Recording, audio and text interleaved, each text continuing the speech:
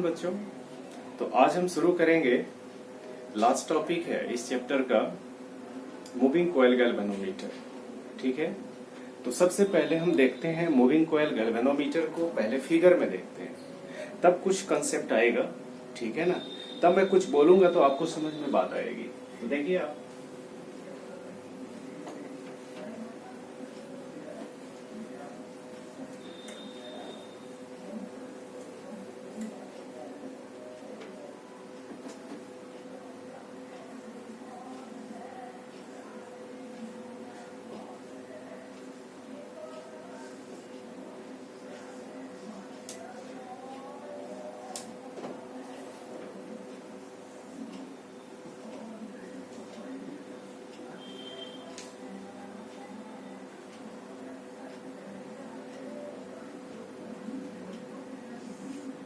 Moving coil galvanometer.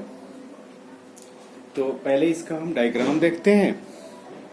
तो diagram इस तरह से, अब सपोज करिए आपने ये देखा होगा कि जो लेडीज होती हैं या जो भी स्वेटर वगैरह ऊल का बनाते हैं, तो क्या है, गोले बनाते हैं, स्फीयर बनाते हैं, स्फेरिकल शेप के बनाते हैं। तो याद रखें, अगर हमारा बेस है जिसके ऊपर हमें इसमें वायर को लपेटना है, अगर वो स्फेरिकल है, ठीक है, या आपको है ना, मतलब कि कोई भी स्फेयर टाइप का है, उसके ऊपर जो भी हम वायर को अगर उस पे है ना रैप करते हैं, ठीक है, या वुंड करते हैं, तो ये स्फेयर बनेगा। लेकिन अगर हमारा बेस जो है सिलेंड्रिकल है, सिलेंडर के शेप का है, तो उस पे वायर को जब हम वुंड करेंगे, उस पे लपेटेंगे, तो हमारा रेक्टेंगल बनेगा, यानी रेक्टेंगुलर शेप मिलेगा। जैसे इस तरह से देखिए, हमारा ये हो गया एक सिलेंड्रिकल शेप का कोई हमने बेस ले लिया, ये लेते हैं, सपोज करते हैं ये हो गया छोटा सा, ज्यादा बड़ा नहीं करना। और इस तरह से हमारा ये सिलेंडर है, ठीक है ना, दिस इज अ सिलेंडर,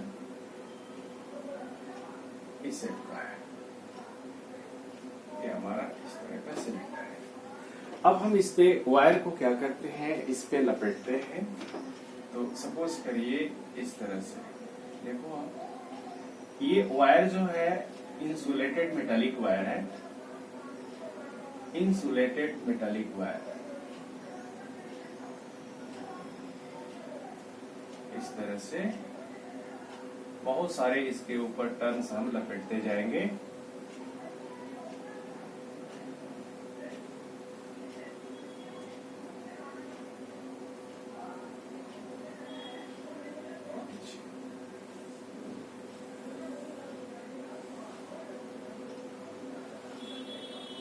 हो गया। तो इसी तरह बहुत सारे टर्न्स इस पे, जो हमारा बेस है, ये कोई भी है, नॉन मैग्नेटिक है, ठीक है, नॉन मैग्नेटिक बेस है, और ये बहुत सारे टर्न्स हो गए।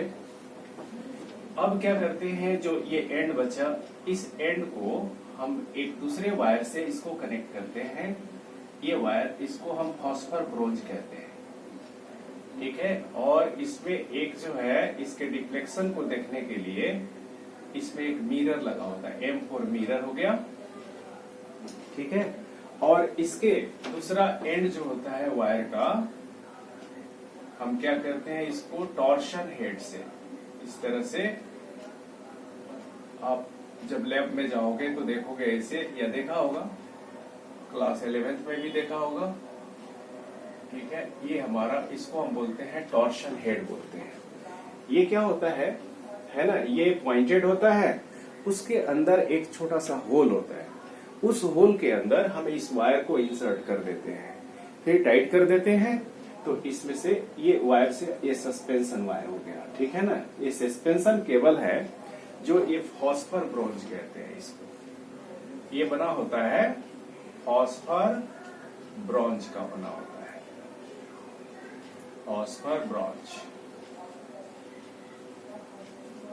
ठीक है। और इसको बोलते हैं torsion head, T for torsion, H for head, torsion head बोलते हैं, ठीक है ना। तो और जो हमारा ये जो कॉइल है, जो रेक्टेंगुलर कॉइल है, ठीक है, इसका एक एंड जो होता है, ये क्या करते हैं, यहां से हम इसको एक हेयर स्प्रिंग से कनेक्ट कर देते हैं। ये हेयर स्प्रिंग क्या करता है, अगर हमारा है ना, ये कॉइल जो है सपोज करते हैं अगर रोटेट करता है ये, तो रोटेट करेगा यानी डिफ्लेक्ट करेगा, तो अपने ओरिजिनल पोजीशन में ये लाने में ये हेल्प करता है ना। ये स्प्रिंग है, ये जो है अगर सपोज करो ये कॉइल आपका रोटेट करेगा तो उसके ओरिजिनल पोजीशन को में लाने के लिए हेल्प करता है, तो इसको बोलते हैं हेयर स्प्रिंग बोलेंगे, ठीक है। और ये जो कॉइल है हमारा सस्पेंडेड होता है एक मैग्नेटिक फील्ड में, जो मैग्नेटिक फील्ड हम प्रोवाइड करते हैं हॉर्सशू मैग्नेट से, इस तरह से हॉर्सशू मैग्नेट इसको बोलते हैं,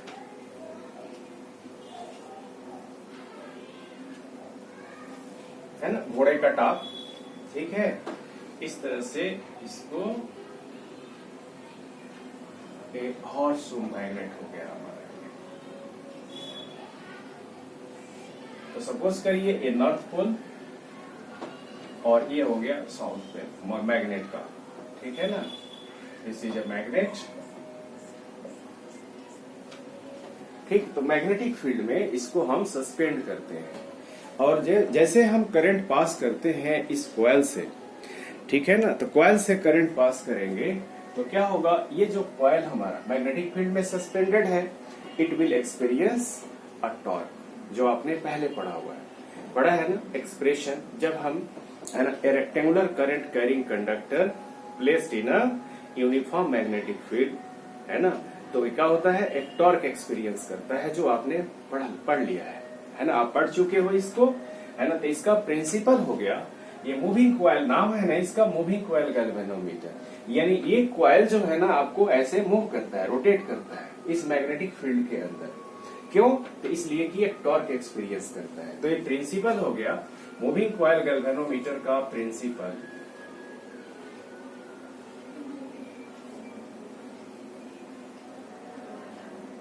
लिसन द प्रिंसिपल, क्या है प्रिंसिपल, तो when a current carrying coil is suspended in a magnetic field, it है ना, इट एक्सपीरियंसेस अ टॉर्क, ठीक है। तो उस टॉर्क की वैल्यू क्या होती है, अगर मान लो कि हम आई करंट इसे पास करते हैं, इस कॉइल से आई करंट पास कर रहा है, तो आप देखोगे क्या इसमें कि नंबर ऑफ टर्न्स अगर इसमें एन है, तो ये टॉर्क की वैल्यू होती है, टॉर्क हम लिखते हैं ना, tau is equal to I N I, है ना, N I A cross B, यानी मैग्नेटिक फील्ड। तो यही टॉर्क होता है। तो यहाँ पे क्या होता है, देखिए ये हॉर्सशू मैग्नेट जो हमने यहाँ पे उस मैग्नेटिक फील्ड में हॉर्सशू है ना, मैग्नेट है ये, तो ये जो मैग्नेटिक फील्ड जो प्रोवाइड करता है इसको बोलते हैं रेडियल मैग्नेटिक फील्ड। तो आखिर है ना, ऐसे मैग्नेट यूज करने के पीछे कुछ कारण होता है, तो ये रेडियल मैग्नेटिक फील्ड प्रोवाइड करता है ये हॉर्सशू मैग्नेट जो होता है। तो रेडियल मैग्नेटिक फील्ड का क्या फंक्शन है इसमें हम देखेंगे, है ना। तो रेडियल, अब देखिए सपोज करिए कि मैं ऐसे खड़ा हूं, ठीक है ना, और कोई लाइन मेरे सपोज करो कि ये सिर्फ चेस्ट पे आ रहा है, ठीक है, ये लाइन अगर मैं थोड़ा सा इधर टर्न हो जाऊं तो क्या हो जाएगा, दोनों के बीच में एंगल चेंज हो गया ना, ठीक है। इसी तरह अगर ये कॉइल क्या होता है, रोटेट करता है, ठीक है, तो एंगल जो है ना ये एरिया वेक्टर और मैग्नेटिक फील्ड के बीच में चेंज होता है। लेकिन जैसे ही हम रेडियल मैग्नेटिक फील्ड यूज करते हैं तो क्या है, इस पे हमेशा याद रखे रहेंगे कि plane of the coil always remains perpendicular to the magnetic field if suspended in a radial magnetic field. यानी रेडियल मैग्नेटिक फील्ड का ये काम हुआ कि कॉइल जो है डिफ्लेक्ट करे, कहीं भी जाए, लेकिन प्लेन ऑफ द कॉइल जो है हमेशा क्या होगा, मैग्नेटिक फील्ड के आपको पैरेलल रहेगा, ठीक है ना। यानी plane of the coil in a radial magnetic field always remains parallel to the direction of magnetic field, ठीक है। तो उसमें हम क्या लिखेंगे, तो जब ये एरिया वेक्टर क्या होता है, किसी भी प्लेन पे है ना नॉर्मल आउटवर्ड की तरफ होता है। तो जैसे सपोज करिए ये दीवार है, तो इस दीवार पे हम एरिया वेक्टर का डायरेक्शन दिखाएं तो वो कैसा होगा कि इस तरफ से, है ना, जो आपकी तरफ इंडिकेट करेगा, इस पे परपेंडिकुलर आउटवर्ड आपकी तरफ। ठीक है, तो इस तरह से एरिया वेक्टर हो गया। क्लियर? तो ए प्लेन ऑफ द कॉइल मैंने कहा परपेंडिकुलर है, सॉरी पैरेलल है मैग्नेटिक फील्ड से, मतलब एरिया वेक्टर जो होगा है ना परपेंडिकुलर हो जाएगा, मैग्नेटिक फील्ड से परपेंडिकुलर हो जाएगा। तो परपेंडिकुलर मतलब 90 डिग्री। इसीलिए जो टॉर्क की मैग्नीट्यूड होगी हम लिखेंगे that is N I A B sine 90 degree, sine 90 degree. Sine 90 की वैल्यू 1, तो हमारा ये हो गया N I A B. This is the magnitude of torque. बात समझ में आई? तो इस टॉर्क को बोलेंगे, इसी टॉर्क की वजह से due to this torque the coil deflects and the suspension fibre यानी ब्रॉन्ज वायर है, मैंने कहा ना फॉस्फर ब्रॉन्ज है, तो इसकी फ्लेक्सिबिलिटी या मॉडुलस ऑफ रिजिडिटी हाई होती है। ठीक है ना? जैसे मान लो किसी चीज को हम ऐंठते हैं, जैसे हाथ पकड़ करके ट्विस्ट कर देते हो ना, इसी तरह जब हम ट्विस्ट करेंगे तो इसकी है ना मॉडुलस ऑफ रिजिडिटी ज्यादा होने की वजह से ये क्या होगा, आपको ट्विस्ट करने में यानी ज्यादा आपको फोर्स की जरूरत पड़ेगी। ठीक है ना? मतलब कि यानी ये कहे कि ये अपने मान लो ओरिजिनल पोजीशन से ट्विस्ट होता है तो ये आपको रीस्टोर भी आराम से हो जाएगा। ठीक है, तो ये फॉस्फर ब्रॉन्ज वायर क्या होगा, दैट गेट्स ट्विस्टेड। ठीक है, तो ड्यू टू दिस टॉर्क मैंने कहा the coil deflects and the phosphor bronze है ना सस्पेंशन है ना सस्पेंशन गेट्स ट्विस्टेड। तो एज ए रिजल्ट ठीक है ना क्या होगा, a restoring torque comes into play. एक रीस्टोरिंग टॉर्क इसके अंदर से वो प्ले करेगा और जिसके कारण ये कॉइल जो है अपने प्रीवियस पोजीशन या ओरिजिनल पोजीशन में आएगा। ठीक है, और उसमें ये भी हेल्प करेगा, ये जो स्प्रिंग हमने लगाया हेयर स्प्रिंग, ये भी उसमें हेल्प करता है। ठीक है, तो ये तो इस टॉर्क को क्या बोलेंगे, इसके कारण कॉइल डिफ्लेक्ट होता है, इसीलिए इसको बोलेंगे deflecting torque. This is deflecting torque.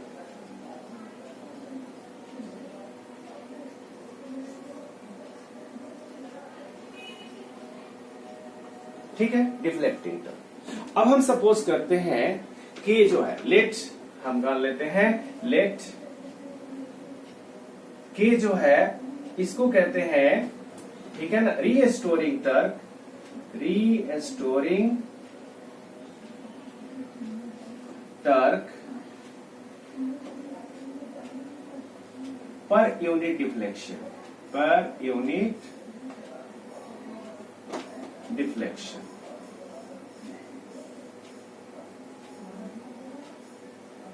यानी जब यूनिट एंगल से ये ट्विस्ट हो तो उसमें रीस्टोरिंग टॉर्क कितना है, के है। और हम मान लेते हैं कि जो हमारा कॉइल है ना, ये कितना डिफ्लेक्ट होता है, फाई एंगल से। तो फाई जो है एंगल ऑफ ट्विस्ट है या angle of deflection, angle of deflection. जो डिफ्लेक्शन को हम इस मिरर से नोटिस कर सकते हैं, ये मिरर जो लगा हुआ है ये तो एंगल ऑफ डिफ्लेक्शन। तो अब हम क्या पढ़ेंगे, जब यूनिट डिफ्लेक्शन है तो रीस्टोरिंग टॉर्क के है, तो जब फाई एंगल से डिफ्लेक्शन है तो रीस्टोरिंग टॉर्क कितना हो जाएगा, के फाई। तो therefore restoring torque is equal to restoring torque is equal to K phi, K phi.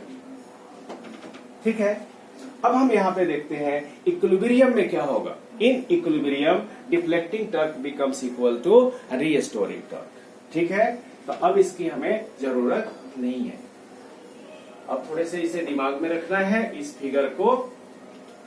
तो इन इक्विलिब्रियम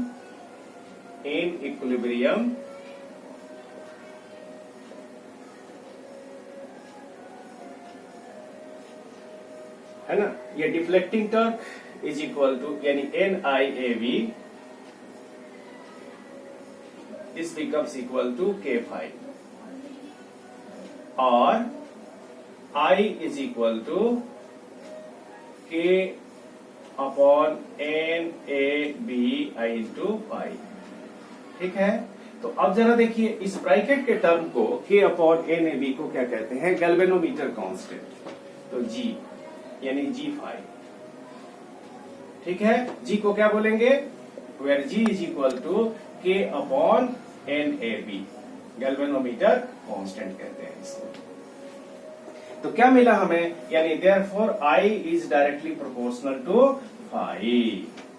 तो देखिए आप, यानी हम यहां पे करंट को मेजर कर लेते हैं किससे, इस एंगल ऑफ डिफ्लेक्शन से, ठीक है ना। अगर एंगल ऑफ डिफ्लेक्शन हमें पता हो, कॉइल कितने एंगल से डिफ्लेक्ट हुआ है, और ठीक गैल्वेनोमीटर कांस्टेंट हमें पता हो, तो हम करंट निकाल सकते हैं। तो इसे डायरेक्टली प्रोपोर्शनल है ना, तो जितना एंगल ऑफ डिफ्लेक्शन ज्यादा होगा तो इसका मतलब उसे करंट भी ज्यादा होगा, या ज्यादा करंट पास करेंगे तो ज्यादा डिफ्लेक्ट होगा, ठीक है। तो यही हमें दिखाना होता है, ये हमें दिखाना है कि current directly proportional to angle of deflection और एंगल ऑफ ट्विस्ट। क्लियर है। तो ये टर्म हो गया हमारा, है ना, ये मूविंग कॉइल गैल्वेनोमीटर के अंदर। अब दूसरी चीज है करंट सेंसिटिविटी क्या होती है, इसको हम देखते हैं। करंट सेंसिटिविटी,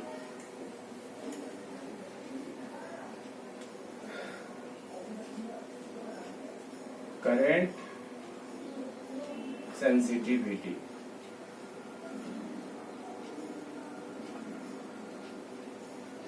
करंट के लिए हम I लिखते हैं, सेंसिटिविटी के लिए हमने S लगा दिया सब स्क्रिप्ट में, और इसको डिफाइन करते हैं। Current sensitivity is defined as the deflection produced when unit current is passed, ठीक है। यूनिट करंट जब पास करते हैं, तो अब सपोज करो I करंट पास हमने किया था, तो डिफ्लेक्शन हमारा फाई था। तो अब यूनिट करंट पास करेंगे तो डिफ्लेक्शन कितना हो जाएगा, फाई अपॉन I। इसी को बोलते हैं करंट सेंसिटिविटी, यानी phi upon I। This is equal to phi, और I की वैल्यू हम रख देते हैं, I की वैल्यू हमारे पास यही है ना, के फाई अपॉन NAB, के फाई अपॉन NAB। तो हमारा इसमें फाई से फाई कैंसिल हो जाएगा, NAB ऊपर चला जाएगा, NAB अपॉन A, ठीक है। तो ये करंट सेंसिटिविटी हुआ, यानी current sensitivity of A galvanometer depends upon the number of turns, area of the loop, magnetic field, and ये क्या है, के, इसको हम बोलते हैं restoring turn per unit deflection. Clear. तो इसे करंट सेंसिटिविटी कहते हैं। इसी तरह हमारा होता है वोल्टेज सेंसिटिविटी, वोल्टेज सेंसिटिविटी। तो वोल्टेज के लिए तो हम V लिखते हैं, और सेंसिटिविटी के लिए S लिख दिया, तो वोल्टेज सेंसिटिविटी। और इसको डिफाइन करते हैं, है ना, angle of twist per unit potential difference. यदि कहते हैं the deflection produced when unit potential difference is applied, ठीक है ना। तो अब जरा देखिए, हम फाई अपॉन, इसी को लिखेंगे phi upon V equal to IR, I और R। तो फाई अपॉन I की वैल्यू हमारे पास है, हमने निकाल लिया। देखिए फाई अपॉन I की वैल्यू है NAB अपॉन K, तो NAB अपॉन K, और R है तो R लिख देंगे। तो ये हो गया हमारा वोल्टेज सेंसिटिविटी। तो ये जो वोल्टेज सेंसिटिविटी गैल्वेनोमीटर का है, ये डिपेंड करता है number of turns, area of the loop, magnitude of magnetic field, और restoring turn per unit deflection and resistance of the wire, ठीक है। तो यही हुआ बेटा। तो हमारा मूविंग कॉइल गैल्वेनोमीटर के अंदर यही होता है, ठीक है। अब हमारा जो इसके बाद है कि हम गैल्वेनोमीटर को, है ना, जब हम करंट मेजरिंग डिवाइस हमारा एमीटर होता है, तो गैल्वेनोमीटर का क्या यूज होता है। तो गैल्वेनोमीटर ऐसा है, ठीक है ना, कि ये गैल्वेनोमीटर कि ये बहुत स्मॉल, वेरी स्मॉल करंट को मेजर करता है। हम इसको कहते हैं, है ना, galvanometer is a highly sensitive ammeter, ठीक है। तो छोटे करंट को ये मेजर, है ना, जो एमीटर नहीं कर पाता है उसको ये गैल्वेनोमीटर करता है। और गैल्वेनोमीटर को हम वोल्टमीटर की तरह भी यूज कर सकते हैं, एमीटर की तरह भी यूज कर सकते हैं। तो इसका हम कन्वर्शन देखेंगे। तो नेक्स्ट है बेटा, ठीक है ना, नेक्स्ट है, इसके बारे में बस हमें थोड़ी देर के लिए, है ना, क्लास चाहिए। तो आज के लिए बच्चों इतना है।